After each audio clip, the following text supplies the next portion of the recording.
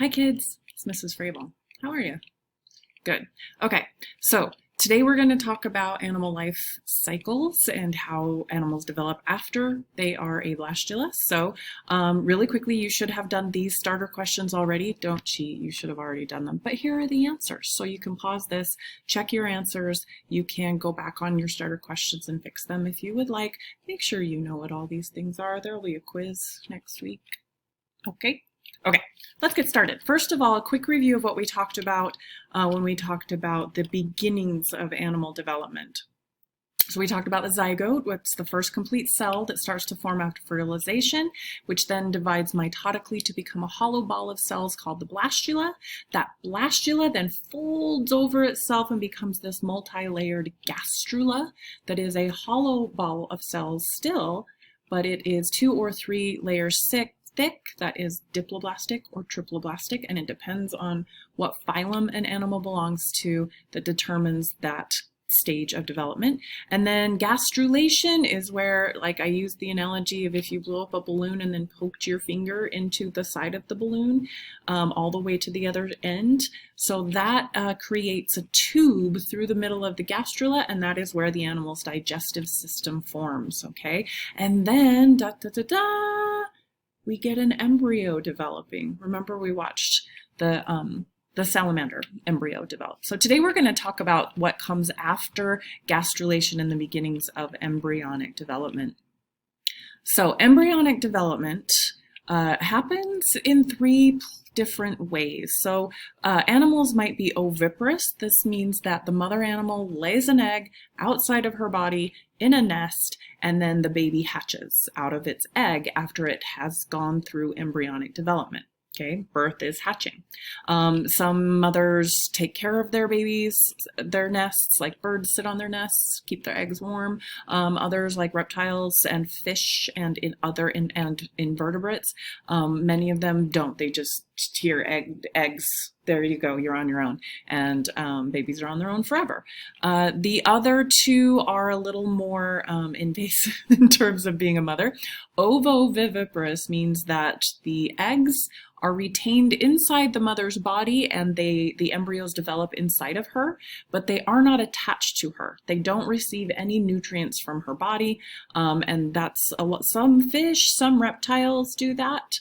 And then the last one is, and these are born alive. They don't hatch. They hatch inside the mother's body, swim out of the birth canal or crawl out of the birth canal, and are born as little miniature adults. And then viviparous animals, those are the ones that the embryos develop inside the mother's body. They receive all their nutrients from her via an organ called the placenta, and we'll talk about that. That's placental mammals, which you're one of those. We'll talk about it, okay? So remember, I'm in the way. I'm going to be in the way. Just, remember the gastrula. Okay, so the ectoderm, each layer of cells in the gastrula becomes a specific region of the body after this stage during embryonic development. So ectoderm is the nervous system, mesoderm is the muscles and organs, and then the endoderm lines the gut. Okay, we talked about those the other day. And then embryos. Organogenesis, that's a very fancy word that I don't expect you to remember. That just means the organs start to develop as they should from the 3 germ layers in the gastrula. And then we see an embryo. After organogenesis begins, we start to see these more distinctive embryonic forms develop inside of the egg or inside of the placental or amniotic sac. And these receive food. They get food from either a yolk, which if you've ever eaten a chicken egg, it's the big orange part. So in an actual egg that's going to turn into a baby chicken, on that big yellow thing, there would be one tiny little cell to start with, and then that would grow into the embryo, and the embryo receives its nutrition from the yolk. Inside of a placental mammal embryos are attached to their mother via a umbilical cord and placenta inside the uterus. I will hopefully remember to post this video. You can watch how animals are born. Not as gross as it's almost as gross as it sounds. Okay, so then once an animal is born, released from its mother or released from its egg, then what? There are two different physiological ways to develop. Some animals go through a larval stage. What that means is they hatch from their egg and they look like something that does not resemble their adult form at all. These are called larvae.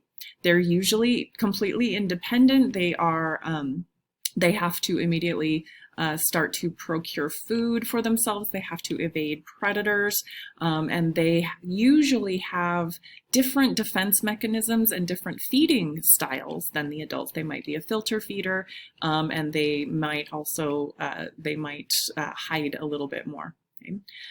The advantages to being a larvae is that you can exploit a different environment from your parents. So you're not competing with this adult animal that would probably kill you if it ran across you, because these are animals that are taking care of their babies, if you know what I mean. And then also in animals whose adult stages are sessile, which means they don't move at all or don't move very much. They're stuck in one place and food comes to them. Most of them, their larvae swim. They travel. They get to go find food for themselves. And again, they're not competing with the adults. Okay? So examples of some of the groups of animals, the phyla with larval stages include arthropods, insects, spiders, crustaceans, and then mollusks. Look how weird they are, you guys. They look really, really weird. And these are crustaceans, so they're arthropods as well. These guys are free floating in the water, so are the mollusks. And then we have trochophores, which are echinoderms, and cnidarians are called planula. Okay. I should add echinoderm in there. I forgot to add echinoderms. So, sorry, there should be echinoderms there. Arthropoda, mollusca, cnidaria, and echinoderms all have larval stages. Also, oh, there it is. Sometimes I'm fine, you guys. It's 5 o'clock. I'm fine. Other phyla with larval stages, we also sometimes call these nymphs. We get platyhelminthes, which are the flatworms, and they are the weirdest looking larvae ever. They look like little cartoon dogs. And then we get echinoderms, which are these guys. Okay, those are larval starfish and urchins. Okay, larval chordates include baby fish. Baby fish can have these adorably weird larval stages. They're teeny tiny and they float in the plankton. And then also, of course, the famous larval amphibians that go from being a tadpole to a weirdo to a frog. Okay, then what happens? After they go through metamorphosis, they become what's called a juvenile, which they look more like their adult form, but they are not capable of reproduction yet. And this happens in two ways. It can be gradual, or it can be sudden. So the nymph of a grasshopper is pretty gradual. They kind of just look like tiny adults that get bigger. But fish go through this pretty dramatic phase, and then it's more gradual. Okay.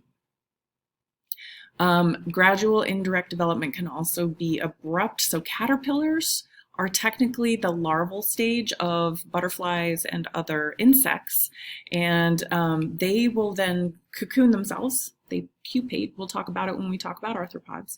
And then they emerge. Suddenly, they're this totally different animal, right? A caterpillar and a butterfly. So that's from larva to adult. And then amphibians, of course, frogs grow all kinds of new parts. It's crazy. And again, here's another video showing abrupt metamorphosis in a caterpillar. Okay. So what if you don't have a larval stage? Then you are direct developer. This is pretty much everybody else. The chordates, reptiles, birds, and mammals. Okay, there's no larval stage and there's no metamorphosis. They're born looking pretty much like tiny adults with just some minor, they might have some different features or different angles to them, but they're proportions, that's the word. But they're just tiny adults, and of course they're adorable, right? Okay. They do grow, they mature, they develop their reproductive organs, and they continue to grow until they reach a predetermined, I'm going to try to get out of here, I'll get out of the way for a minute, hold on. They will grow until they reach generally a genetically predetermined size. Okay, but there are some animals like lizards, snakes, sharks, and corals. They just keep growing until they die. They just keep growing and growing and growing and growing all through their adulthood. You stop growing. You will stop growing in your adult life. Okay.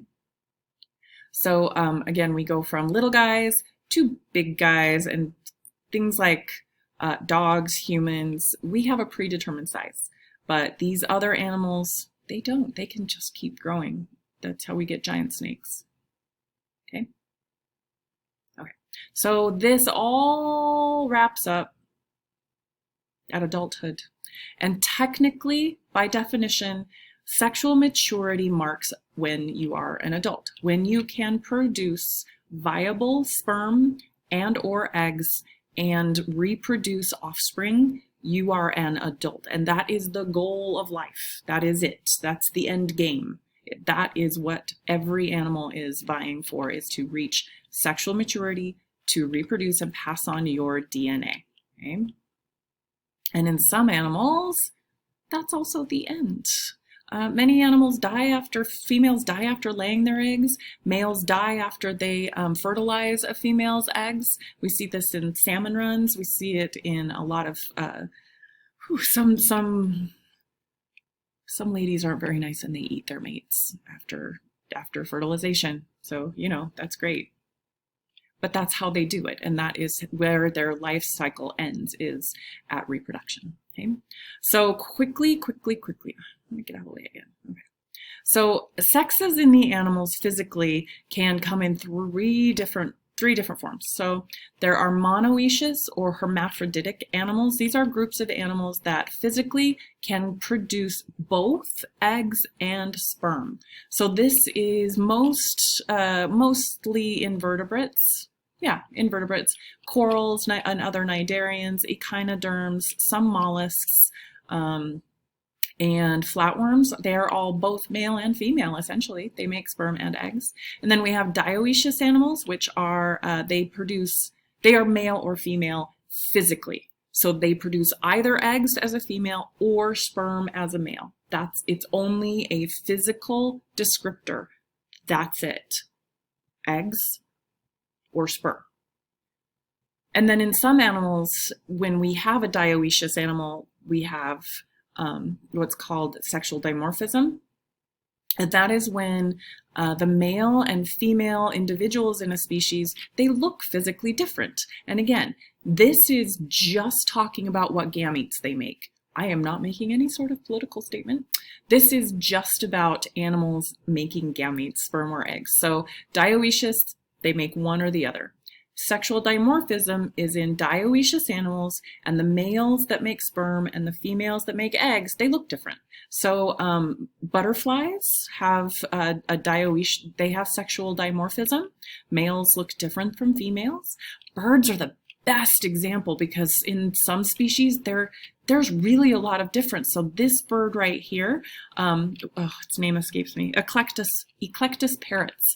When they were first discovered, they thought they were two different species because they look nothing alike. So this is a male and this is a female. And then these are wood ducks, mandarin wood ducks. This is the male and this is the female. And usually in birds, the male is the fancy one. Just because. Okay. Whew. Okay. Any questions? Okay, good. If you do have questions, be sure and send me a message in Canvas. Your assignment is on Canvas. I explained it in the video for the instructions for the week.